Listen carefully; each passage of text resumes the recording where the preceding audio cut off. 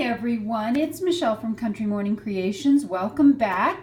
If you've been following along, I am now on day 11 of the 12 days of Junk Journal gift tutorials. If you're just checking in for the first time, I've already done days 1 through 10, and those were the embellished handmade envelopes, stationery gift set pocket folder, triple pockets for junk journals, how to use up old greeting cards, fabric scrap journal cards, cluster embellishments, notepads, embellished postcards as journal cards, shaker cards for junk journals, and napkin embellished cards, things like bingo, playing cards, guest checks, those sorts of things. So if you haven't had a chance, go back and check all of those. And the big reason why you ought to go check those out is because tomorrow is day 12, and that is going to be where I'm going to create a big book that will hold all this fun stuff that we've been making on these 12 days. That will make a great gift for someone, and you'll want to come back because that is going to be my giveaway at the end of this whole series. I will plan to give away that booklet with all the stuff in it. So you don't want to miss that for sure.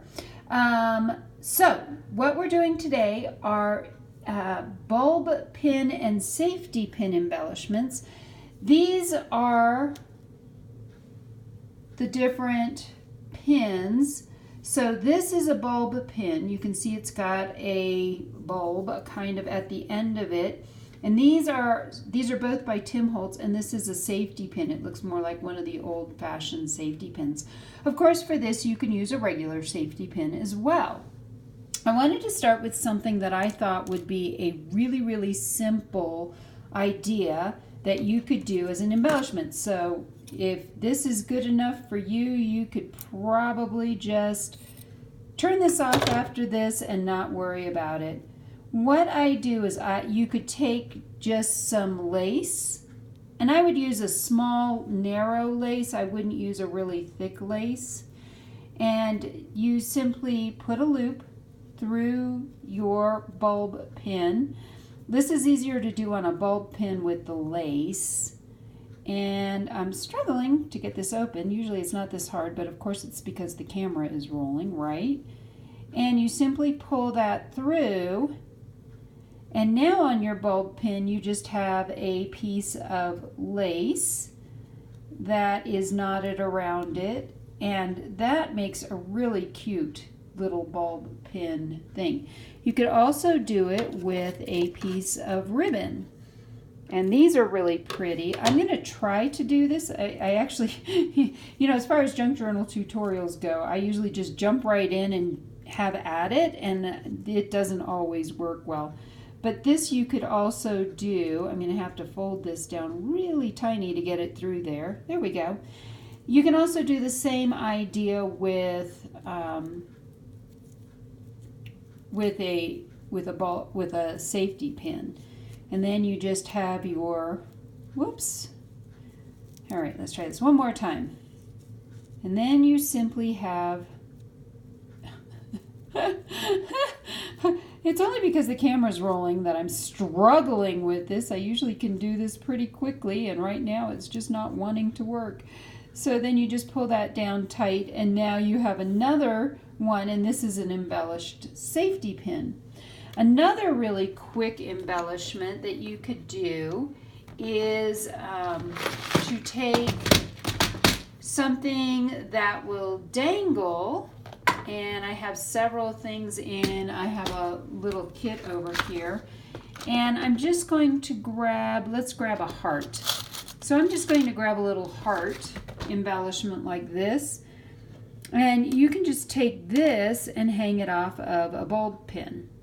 So if you're looking for a couple of just really quick things that you can do, you could just do those. And those are some really quick and easy ones. What I'd like to do my tutorial on today, though, and I have this just on an altered paper clip, is we're going to do some bead dangles to put on either a safety pin or a bulb pin. And so I have some of the things you'll need to do this you need beads. You'll also need a rounded nose plier and needle nose pliers. And you will also need, I keep all my stuff in these boxes. Okay, so let me tell you about these boxes real quick. I know, totally train of thought wreck. I got these boxes. You can get these in the crafting area and they're going to be like $10. I think I got these for less than $4 in the automotive section of Walmart. So go look in the automotive section for these. And they're really cool because they divide, and you can divide them up however one, you've got long ones here, little ones here. So you can divide these up as small or as big as you want. You'll also need, I like to use the ones that already have the loop on the end. I think these really help.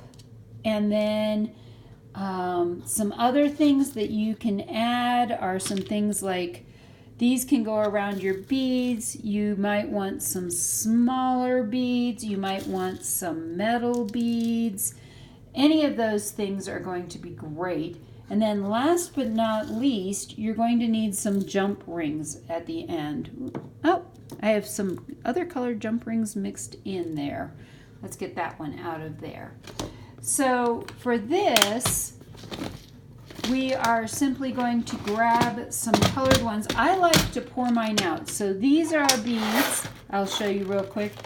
These I got, these are from the Bead Design Company. And of course, I didn't pay $8 for this. I got these when they were on sale for 50% off at Hobby Lobby. And so I have some of these as well. Oops, they came open.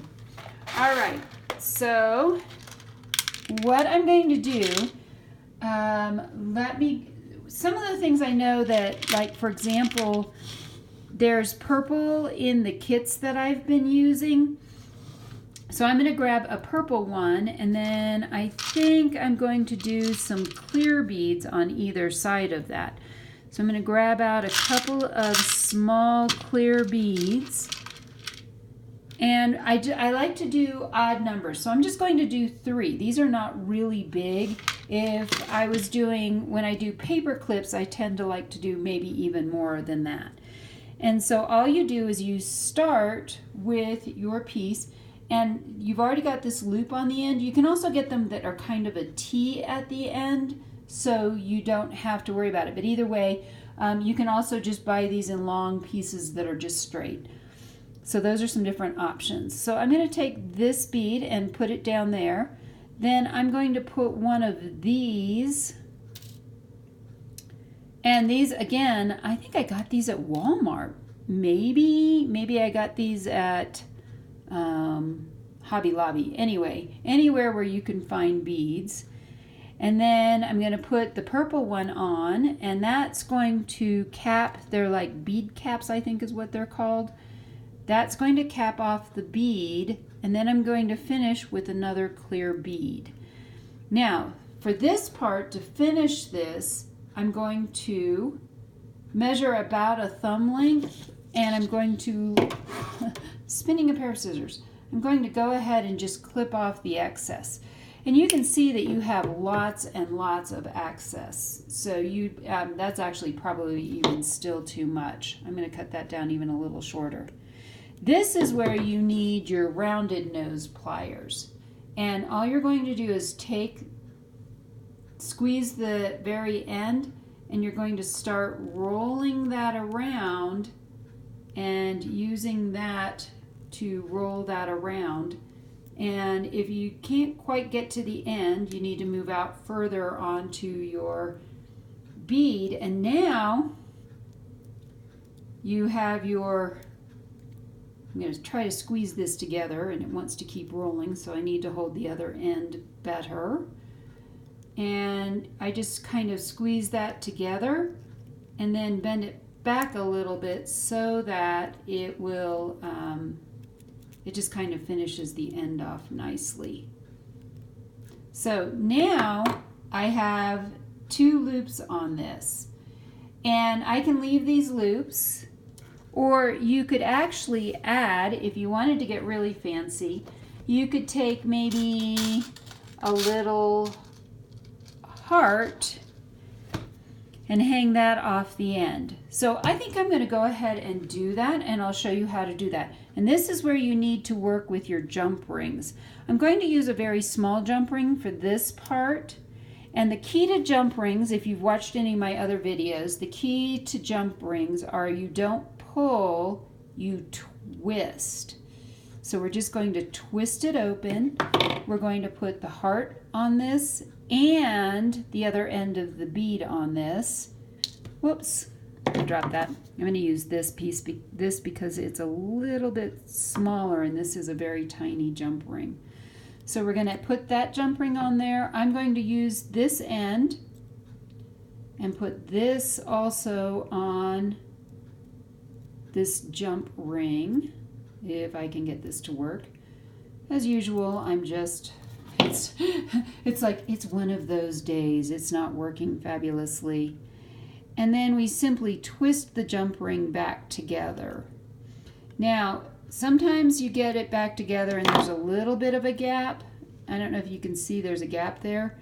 I'm going to just squeeze that back together. So in the process, I probably pulled a little bit too hard, and I want to crimp that back together again so it doesn't come off. So now I have a little heart dangle on the end, and I have a let's see if you can you see that? So I've got a clear bead, a purple bead, a clear bead, and a heart on the end.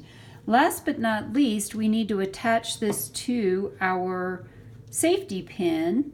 If you're doing this on a bulb pin, you can literally just slide it on. But because I'm doing this on a safety pin, I'm going to actually use this larger size jump ring, and I'm going to attach it through the bulb. I mean through the circle on the safety pin. So again, you just want to twist it. We're going to put it, this time I'm going to put this on first, and then we're going to attach our dangle,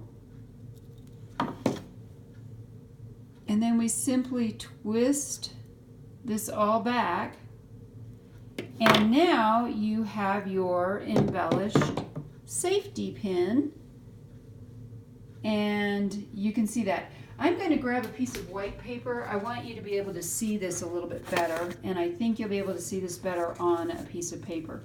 So there you go. That is your embellished safety pin. So I have the safety pin, I have some beads, and then I have a little heart dangle at the bottom. So I hope that you have enjoyed this tutorial on making embellished bulb pins and safety pins. Again, like I said, I got those. Those are Tim Holtz, but any old safety pin will work as well. You don't have to get anything fancy. And if you have any questions, post them below. Be sure to come back tomorrow, because tomorrow is day 12, and that's the last day of this series. I'll be making the embellishment book that will put all of this together. So I hope you've enjoyed this series, and I hope I've encouraged you to be creative today.